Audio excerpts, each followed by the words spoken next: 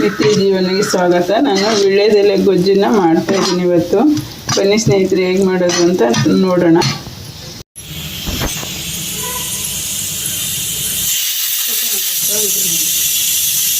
ವೀಳ್ಯದೆಲೆ ಇದು ಗಿಡದಲ್ಲಿ ಹುಟ್ಟಿರೋದು. ಇದನ್ನು ಸಣ್ಣ ಕಟ್ ಮಾಡ್ಕೊಂಡು ಇದನ್ನು ಗೊಜ್ಜು ಮಾಡ್ತಾ ಇದ್ದೀನಿ ಸ್ನೇಹಿತರೆ. ಇವತ್ತು ಎಣ್ಣೆ ಹಾಕಿದ್ದೀನಿ. ಒಂದು ಸ್ವಲ್ಪ ಎಣ್ಣೆ ಜಾಸ್ತಿನೇ ಬೇಕು. ನಾನು ಸಾಸಿವೆ ಹಾಕಲ್ಲ, ಜೀರಿಗೆ, ಒಂದು ತುಂಡು ಚಕ್ಕೆ ಹಾಕೊಳ್ತಾ ಇದ್ದೀನಿ. ಮತ್ತು ಬೆಳ್ಳುಳ್ಳಿ ಒಂದು 2-3 ಗೆಂಡೆ ಅಷ್ಟು ಬಿಡಿಸಿ ಚೆಚ್ಕೊಂಡಿದ್ದೀನಿ.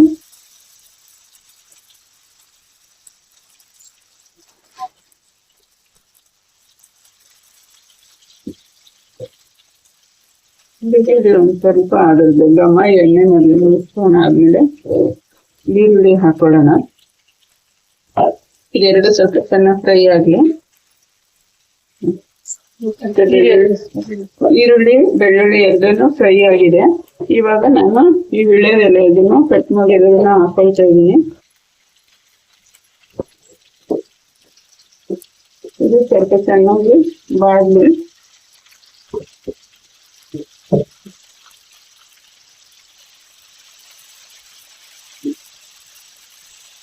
ಗಿಡದಲ್ಲಿ ತುಂಬಾ ಬಿಡುತ್ತೆ. ಇವಾಗಂತೂ ಗಿಡದಲ್ಲೇ ಮನೆ ಮುಂದೆ ಎಲ್ಲರೂ ಹಾಕೊಳ್ತಾರೆ. ಇದನ್ನ ಹಂಗೆ ತಿನ್ನಲ್ಲ. ಗೊಜ್ಜು ಟೈಪ್ ಮಾಡಿದ್ರೆ ತುಂಬಾ ಚೆನ್ನಾಗಿರುತ್ತೆ ಸ್ನೇಹಿತರೆ. ನಾನು ಮಾಡಿದ್ದೀನಿ ಇದನ್ನ ಆಲ್ರೆಡಿ. ಬೇಗ ತಿಂದೋಗುತ್ತೆ. ಇದು ತಿಂದ್ರೆ ಅದ್ರ ಜೊತೆನೆ ಬೇಯಿಸಲು ಟೊಮೊಟೊ ಒಂದು ಟೊಮೊಟೊ ಕಟ್ ಮಾಡ್ಕೊಂಡಿದ್ದೀನಿ. ಟೊಮೊಟೊ ಹಾಕ್ತೀನಿ.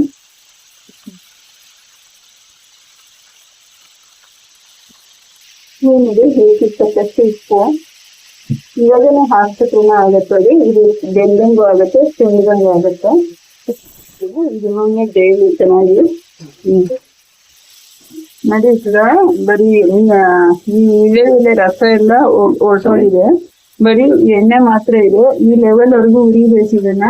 ಇವಾಗ ನಾನು ಒಂದ್ ಸ್ವಲ್ಪ ಚಿಲ್ಲಿ ಪೌಡರ್ ಹಾಕೊಂಡಿದ್ದೀನಿ, ಗರಂ ಮಸಾಲ ಪೌಡರ್ ಒಂದ್ ಸ್ವಲ್ಪ, ಧನಿಯಾ ಪುಡಿ. ಯಾಕಂದ್ರೆ ನಾವು ಖಾರ ಇಷ್ಟೇ ಸಾಕು. ನಾವು ಧನಿಯಾ ಪುಡಿಗೆ ಮೆಣಸಿನ್ಕಾಯಿ ಹಾಕ್ತಿರ್ತೀವಿ, ಮನೇದ ಮಾಡ್ತಿರೋದು. ಇದನ್ನ ಸ್ವಲ್ಪ ಹಿಂಗೆ ಫ್ರೈ ಮಾಡ್ಕೊಳ್ಳೋಣ. ಪುಡಿನೂ ಫ್ರೈ ಆಗ್ಲಿ. ಪುಡಿ ಎಣ್ಣೆನಲ್ಲಿ ಫ್ರೈ ಆದ್ರೆ ಒಂಥರ ಅದ್ರ ಗಮನ ಟೇಸ್ಟ್ ತುಂಬಾ ಚೆನ್ನಾಗಿರುತ್ತೆ.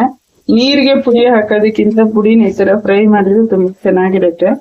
ಇವಾಗ ಆಗಿದೆ. ಇದಕ್ಕೆ ಒಂದ್ ಸ್ವಲ್ಪ ನೀರ್ ಹಾಕೊಳ್ಳೋಣ. ಗೊಜ್ಜು ಟೈಪ್ ಇಡ್ಲಿ ಇದು.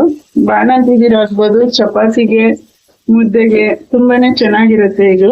ನಾನು ಉಪ್ಪು ಮುಂಚೆನೆ ನಿಮ್ ನೋಡ್ದಂಗೆ ಹಾಕಿದ್ದೀನಲ್ಲ, ಉಪ್ಪನ್ನ ನೋಡಿ ಹಾಕೊಳ್ಳಿ. ಒಂದ್ ಸ್ವಲ್ಪ ಒಂದ್ ಅರ್ಧ ಚಮಚ ಅಷ್ಟು ಬೆಲ್ಲ ಹಾಕೊಳ್ತೀನಿ ನಾನು. ಒಂಚೂರು ವೀಳ್ಯದೆಲೆ ಖಾರ ಇರುತ್ತಲ್ಲ, ಅದಕ್ಕೆ ನಾನು ಪೆಪ್ಪರ್ ಪೌಡರ್ ಹಾಕ್ಲಿಲ್ಲ.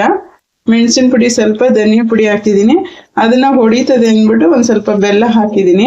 ಒಂದ್ ಟೊಮೊಟೊ ಹುಳಿ, ಉಪ್ಪು, ಖಾರ ಎಲ್ಲ ಒಂಥರ ತುಂಬಾ ಚೆನ್ನಾಗಿರುತ್ತೆ ಸ್ನೇಹಿತರೆ. ಇದು ಇವಾಗ ಒಂದ್ ಸ್ವಲ್ಪ ಕುದೀಲಿ, ಒಂದ್ 2 ನಿಮಿಷ ಬೇಯಲಿ ಇದು.